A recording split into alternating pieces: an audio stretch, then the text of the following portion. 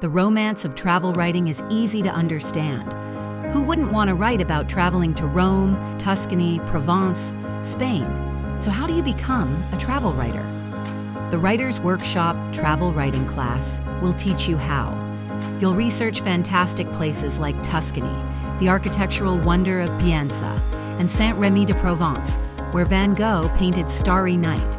You'll enjoy active, immersive experiences in authentic places that will give you fantastic fodder for your travel tales.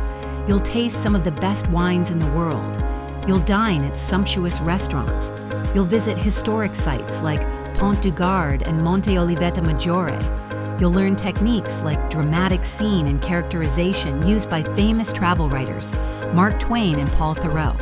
You don't know wellness until you exhale in the south of France in a room full of roses, listening to a nightingale sing under the stars. You'll get expert guidance on writing your travel stories, and you'll enjoy the camaraderie of others learning to tell their travel stories.